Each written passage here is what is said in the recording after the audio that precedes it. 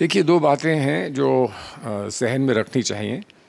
पहली बात यह है कि जब कोई चीज़ पार्लियामेंट के सामने है या पार्लियामेंट की जो प्रोसीजर्स हैं उसमें उस पर गौर होगा, तो हम लोग बाहर से बैठ के उस पर कमेंट्री करते रहें तो शायद वो सही बात नहीं है। बहरहाल अब जॉइंट पार्लियामेंट्री कमेटी के सामने जाएगा, वहाँ जिसको अपनी बात रखनी होगी वो रख सकते हैं। उनमें आपस में इस पर गुफ्तगू होगी, डिस्कशन होगा और फिर जो सही उसमें सजेशंस हैं, जो भी प्रपोजल्स हैं, वो सामने पार्लियामेंट के सामने आएंगे। पार्लियामेंट में फिर से बहस होगी और उसके बाद फैसला होगा। लेकिन क्योंकि एक पब्लिक इंटरेस्ट का मामला है और मैं ये समझता हूँ इन्हीं बातों पर गौर पार्लियामेंट में भी होगा, वो मैं बता दूँ कि इस वक्त माहौल कुछ ऐसा बना है मुल्क में कि जो स्पेसिफ़िक इदारे हैं जिससे ख़ास ताल्लुक़ माइनॉरिटीज़ का है, चाहे वो एक माइनॉरिटी हो या दूसरी माइनॉरिटी हो, उसमें ऐसा लग रहा है कि बार बार कोशिश है कि दखल हो उसमें। कौन सही है कौन गलत है ये तो बहस की बात है।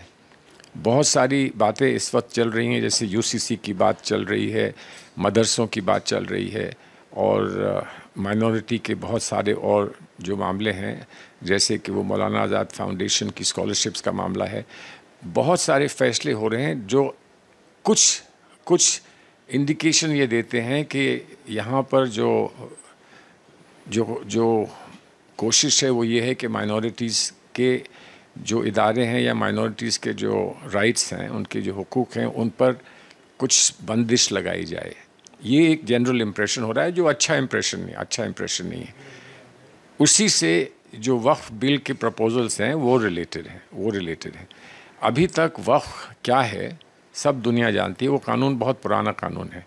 वक्फ क्या है दुनिया जानती है, लेकिन वक्फ कौन सा या कौन सी जायदाद वक्फ है या वक्फ की गई है, इसका फ़ैसला वक्फ बोर्ड करता था। अब वो फ़ैसला कलेक्टर करेगा, यानी कि एक सरकारी मुलाजिम ये फ़ैसला करेगा कि ये वक्फ है कि नहीं है, ये सरकारी ज़मीन है कि ये वक्फ की ज़मीन है। तो अब जैसे दिल्ली में 123 वक्फ का मसला है, तो वो सरकार कहे कि ये तो कलेक्टर फ़ैसला करेगा, इसका फ़ैसला ट्राइब्यूनल नहीं करेगा, तो वो गलत होगा ना। ट्राइब्यूनल किस लिए बनाए गए हैं? ट्राइब्यूनल इसलिए बनाए गए हैं कि वो फ़ैसला करें। आप एक जज का ट्राइब्यूनल करते थे, अब आपने 2 जजेस का ट्राइब्यूनल कर दिया, उसमें किसी को शिकायत नहीं हो सकती। 2 जजेस एक जज से बेहतर होते हैं, तो उसकी शिकायत नहीं हो सकती किसी को। लेकिन ट्राइब्यूनल से ये मामला, वक्फ बोर्ड से ये मामला लेकर आप इसको किसी कलेक्टर को दे रहे हैं, एक सरकारी मुलाजिम को दे रहे हैं, इसका एक मसला बहुत हो सकता है। दूसरी बात है वक्फ बाय यूज़र है, वक्फ अलल औलाद है। ये सारे कॉन्सेप्ट्स हैं जो एक पुराने ज़माने से चले आ रहे हैं और ये दिखाना कि हम इसलिए कर रहे हैं कि ख़वातीन को भी मौका मिले, ये सरासर गलत बात है। ख़वातीन को मौका तो कोई भी मुतवल्ली को देना पड़ेगा अगर वाक़िफ़ ये चाहता है कि उसके घर की ख़वातीन भी इसका फ़ायदा उठा सकें, वक्फ औलाद का फ़ायदा उठा सकें। तो ये बहुत बुनियादी सवाल हैं जिस पर किसी का ये कहना कि हम ये आवाम की बेहतरी के लिए कर रहे हैं, उस पर गुफ्तगू होगी, ज़रूर होगी और होनी चाहिए। इस वक्त जो प्राइमा फेशी लगता है वो ये लगता है कि ये उन इदारों में दखल दिया जा रहा है जो इदारे माने जाते हैं कि वो इदारे माइनॉरिटी के इदारे हैं। कॉन्स्टिट्यूशन में माइनॉरिटी को जो हक़ मिले हुए हैं उसमें दखल अंदाजी हो रही है। ये लोगों की राय है। अब इस पे गुफ्तगू होगी, डिबेट होगा, इस पे आगे बढ़ के बातें होंगी, हर अपनी दलील पेश करेंगे लोग, फिर तय होगा क्या होना चाहिए। क्यों पाकिस्तान की बात करें? पाकिस्तान की बात क्यों करें? हर चीज़ पाकिस्तान से हम सीखेंगे, पाकिस्तान को हमसे सीखना चाहिए। हम क्यों किसी और देश की बात करें? हम अपने देश की बात करें कि हमारे देश में क्या हमारे बुज़ुर्गों ने सही समझा और क्या किया, और इस चीज़ की निगरानी अल्टीमेटली तो फिर कोर्ट्स करते हैं। ट्राइब्यूनल एक कोर्ट ही होता है और कोर्ट इसकी निगरानी करता है। तो आप कोर्ट में भरोसा नहीं करते हैं क्या? तो ये खुल कर कहिए कि हमें कोर्ट में भरोसा नहीं है, हमको सिर्फ अपने कलेक्टर में भरोसा है। आप ये बात कहिए, इधर उधर की बात मत करिए। बात करनी है तो वो करिए जो सामने हम लोगों को सब दिख रही है। गलत फ़ायदे के लिए डेटा दीजिए ना।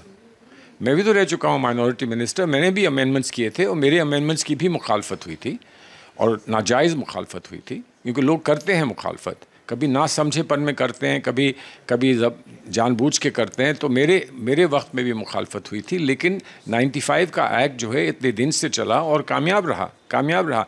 अब आप उसमें फिर से कुछ परिवर्तन करना चाहते हैं, तब्दीली करना चाहते हैं, तो आप डेटा दीजिए और बताइए कि हम क्यों कर रहे हैं।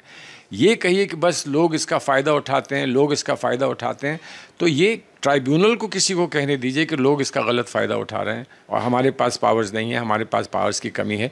लेकिन आप वो कलेक्टर को क्यों देना चाह रहे हैं? और ये जो फालतू की बातें कही जा रही हैं कि और मुल्कों में, पाकिस्तान में ऐसा होता है, वैसा होता है, हमें क्या मतलब है उससे? हिंदुस्तान में कैसा होता है, हमें इस बात पे कंसंट्रेट करना चाहिए। और हिंदुस्तान में जो होता है उसमें कहाँ कोई कमी है, ये आप बताएं। आज दखल आप वक्फ में करेंगे, कल दखल आप मंदिरों में करेंगे, आप उसके बाद ट्रस्ट में करेंगे, किस चीज़ में आप दखल करेंगे, ये सवाल उठता है। देखिए, ज़मानत जिसको भी मिले कोर्ट सोच समझ के देता है। कोर्ट ने 17 महीने बाद दी है ज़मानत, तो कोर्ट ने कुछ समझा होगा कि 17 महीने बहुत होते हैं, और 17 महीने में अगर आपने केस को आगे नहीं बढ़ा पाए, आपने ट्रायल को आगे नहीं बढ़ाया, तो 17 महीने निकल गए हैं, 17 महीने और निकल जाएंगे। तो ये तो जिम्मेदारी हुकूमत की होती है, प्रोसिक्यूशन पे होती है कि वो केस को जल्द से जल्द आगे बढ़ाए। कोर्ट में जहाँ तक मैं समझा हूँ, कोर्ट ने ये कहा कि ये देर जो हुई है इसमें मनीष सिसोदिया साहब का कोई दखल नहीं था, उनकी वजह से देर नहीं हुई, इसी वजह से बेल मिल गई है। अब बेल मिली है, ना तो ये बेल ये कहती है कि उन पर जो आरोप हैं वो गलत हैं, ना ये बेल कहती है कि उन पे जो आरोप हैं कि वो सही है। बेल मिली है ताकि इस केस को जल्दी से जल्दी तय किया जा सके, इसका फैसला हो सके।